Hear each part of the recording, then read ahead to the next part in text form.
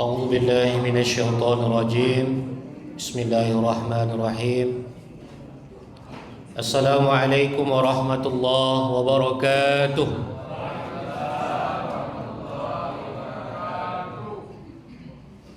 الحمد لله والصلاة والسلام على رسول الله وعلى آله ومن والاه اللهم انفعنا بما علمتنا وعلمنا ما ينفعنا وزدنا علما رب اشرح لي صدري ويسر لي أمري واحلل عقدة من لساني يفقه قولي أما بعد. Yang saya hormati pengurus Musholla Al-Amin. Kalau sekarang bilang Al-Amin tidak takut awalnya. Kalau kemarin waktu pilpres takut-takut bilang Amin. Apa kepanjangan Amin nih? Memang pendukung Prabowo semua di sini. Anies Muhaimin. Awak ASN, jadi nggak boleh sembarang ngomong, kena. Saya hormati pengurus Musholla Al-Amin, bapak-bapak, ibu-ibu, encik-encik dan puan-puan. Yang besar tadi himbau gelar, yang kecil tadi sebut nama, muslimin, muslimat, mukminin, mukminat, yang sudah kawin maupun yang belum sunat. Mudah-mudahan kita yang hadir malam hari ini senantiasa diberikan kesehatan, karena Ramadan ini adalah amaliyah fisik, sangat membutuhkan kesehatan. Siang harinya panas, tadi ketika mau berangkat gerimis tadi sini ya. Dan juga mudah-mudahan Allah berikan kita nikmat istiqomah menjalankan kebaikan-kebaikan. Semoga sukses Ramadan kita ini sampai akhir. Amin ya rabbal alamin. Malam hari ini judulnya rusaknya akidah Gen Z. Tidak ditulis. Rusaknya akidah anak Gen Z. Salah nih tulisan. Rusaknya akidah Gen Z. Anak Gen Z, banyak Gen Z yang belum kawin. Macam mana nak punya anak? Paham nggak maksudnya? Dihapus dulu anaknya itu. Gen Z itu apa? Gen Z itu yang lahir dari paling lambat tahun 97. Berarti sekarang itu ukuran remaja. Nah, mari kita buka data. Menurut data BKKBN, 60% dari remaja itu sudah melakukan hubungan seksual. Kemudian korban narkoba dari era milenial, berarti dipukul rata, disebut milenial itu umur 15 sampai 40 tahun. Korban narkoba dari era milenial itu sekitar 3.600.000 jiwa per tahun 2021. Kita sudah berbicara tentang zina, hubungan seksualitas remaja. Kemudian juga sudah bicara soal banyaknya para remaja yang terdampak daripada narkoba. Bahkan masih hangat lagi berita beberapa hari ini, itu ada anak remaja yang tak terima ditilang, dia lempar polsek dengan mercun. Polsek Bukit Raya nih, polsek Klen. Dapat beritanya? Dapat. Baru beberapa hari ini, dan saya baru buka medsos waktu itu. Entah di mana medsosnya pun saya lupa.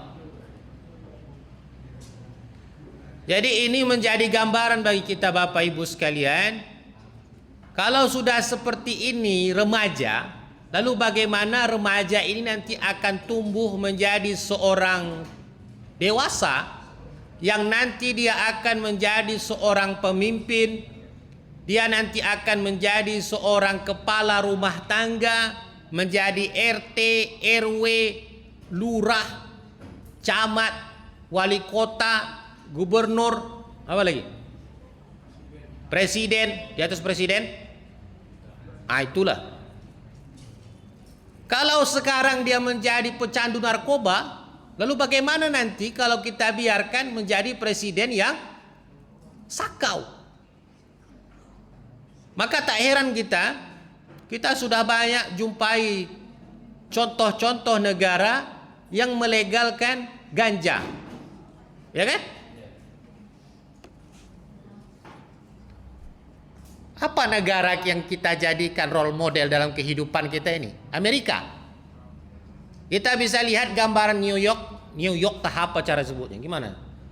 Yang jago bahasa Inggris, wajahmu agak-agak Eropa sedikit, walaupun agak hitam. Gimana cara bilangnya? New York atau? Itulah. Coba Bapak Ibu lihat di YouTube, di Los Angeles, di yang tadi itu, sulit bilangnya yang tadi itu aja. Itu akan kita jumpai banyak manusia-manusia yang seperti makhluk hidup. Orang-orang homeless yang nggak punya rumah, gelandangan aja gitu di tepi-tepi jalan. Saya nggak akan bawa lucu-lucu nih karena ini adalah masalah hal yang sangat penting dalam kehidupan kita. Ini berbicara tentang generasi kita yang akan datang. Di negara maju justru banyak para remaja-remajanya yang hidup gelandangan seperti mayat hidup. Kenapa? Karena otaknya sudah nggak waras lagi. Karena rusak dengan narkoba. Coba sekarang kita harus terima keadaan ada lapas khusus narkoba. Ada nggak? Ada. Pertanda apa? Lapas yang umum itu udah nggak mampu lagi menampungnya. Nah, bayangkan kalau ternyata ada orang sakau. Apakah dia hanya berhenti kejahatan itu kepada dirinya atau akan berefek kepada orang di sekitarnya? Maka tak heran kita akan jumpai kasus-kasus yang sangat erat hubungannya dengan narkoba. Apa contohnya? Begal. Begal itu dilakukan oleh bapak-bapak seumuran yang nyander-nyander di dinding ini. Nih, saya nggak mau bilang tua, agak kasar kali bahasanya. Atau rata-rata yang dilakukan dengan umur-umur nih, yang rambut keriting nih. Jawab. Kok ketawa sih? Ini masalah yang mana kira-kira, Bang? Yang baju merah, agak-agak bernuansa PDI. Pas tuh, kepalanya hitam, bajunya merah. Sama kayak saya juga. Mana banyak? Lakukan oleh remaja atau justru yang bapak-bapak? Remaja. Yang lebih ngerinya lagi, begal tuh gak pernah assalamualaikum dulu tuh. Gak peduli dia. Banyak modusnya, ada yang pakai samurai. Saya pernah waktu lewat Sungai Batak, pernah tahu Sungai Batak? Itu di jembatannya betul. Anak-anak, ya Allah, nih seumuran yang kecil-kecil kayak gini. Dia keluarkan besi ketika dia naik ke jembatan, kemudian lawan arahnya itu ada mobil. Dia keluarkan besi dari tangannya, enak aja menggores mobil itu.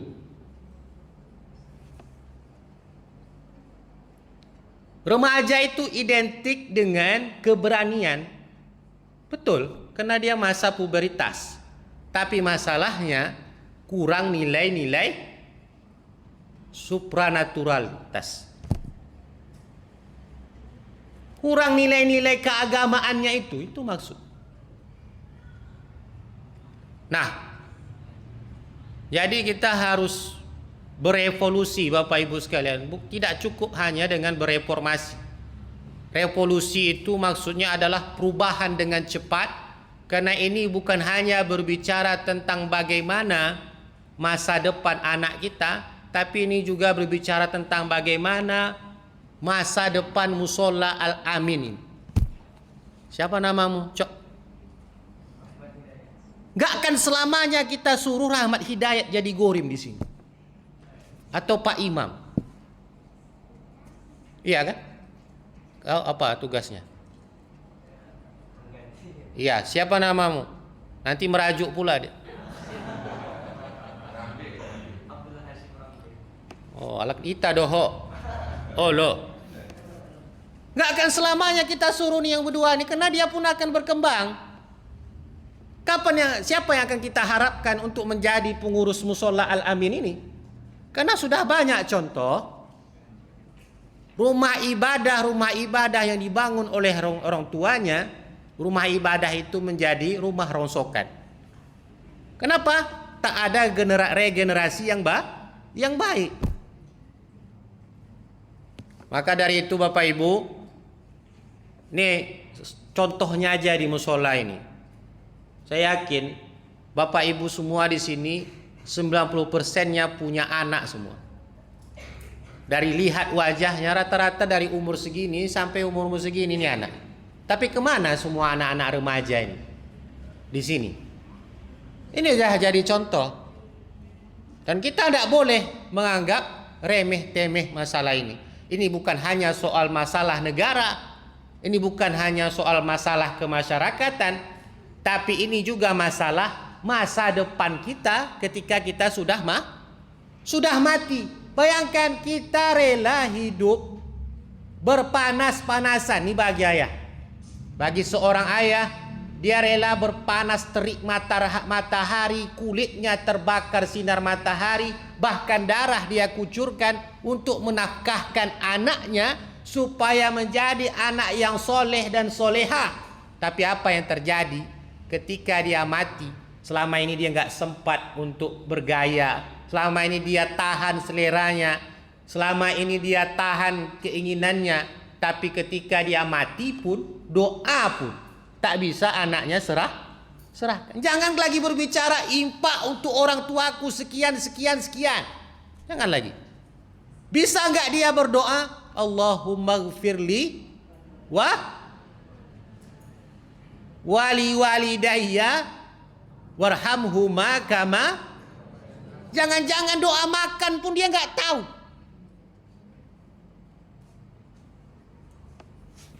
Nah, Bapak Ibu yang dirahmati Allah Subhanahu wa taala, sedikit mari kita rujuk dalam kitab Fawaidul Mukhtarah yang disusun dari ceramah Habib Zain bin Ibrahim bin Smith, ditulis oleh Habib Hasan Baharud.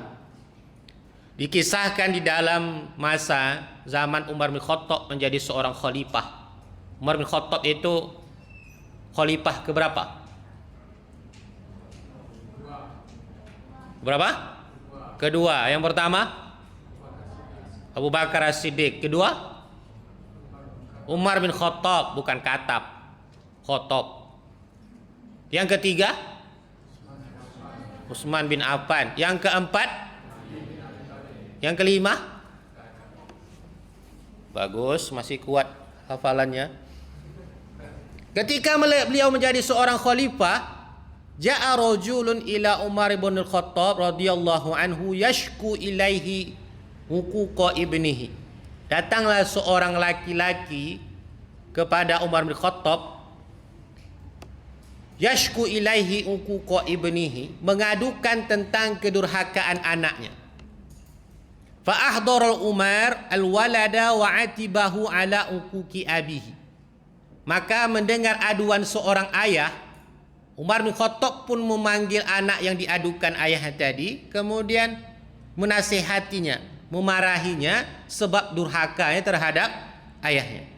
Faqala al-waladu ya Amirul Mukminin alaysa lil waladi hukukun ala abihi.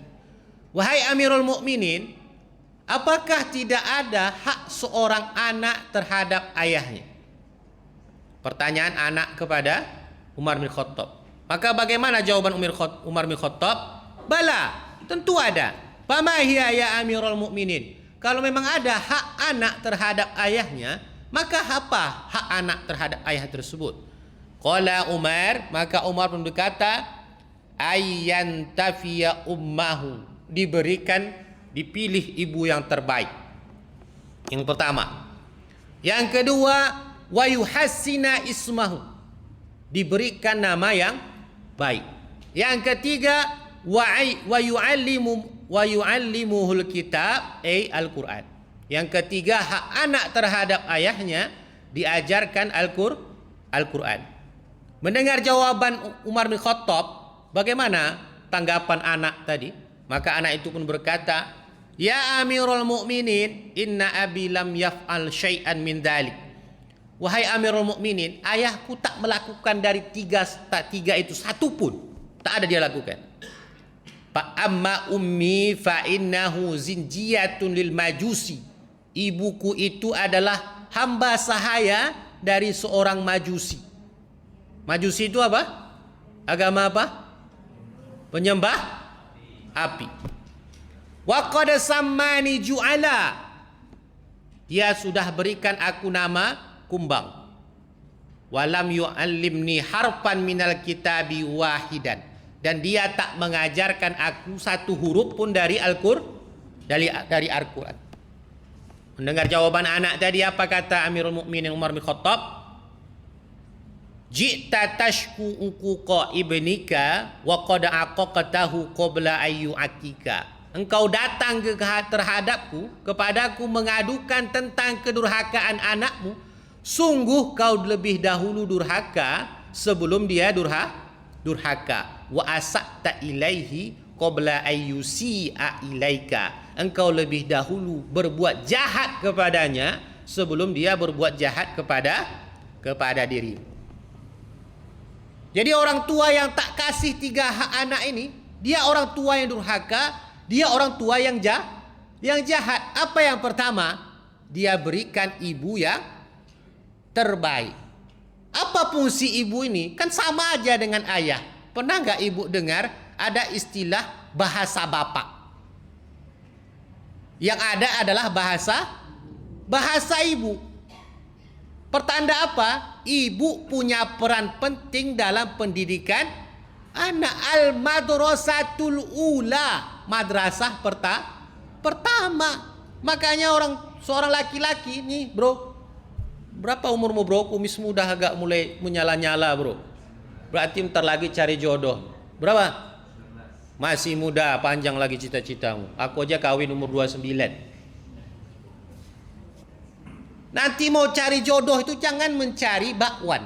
Seperti mencari bakwan. Orang kalau cari bakwan, yang dia cari itu tebal. Sama dengan anak sekarang, yang dia cari jodohnya itu montok depan, montok belakang. Tapi ketika dia bosan, ya macam makan gorengan, dia campakkan. Maka wajar sekarang angka perceraian itu sama dengan angka pernikahan.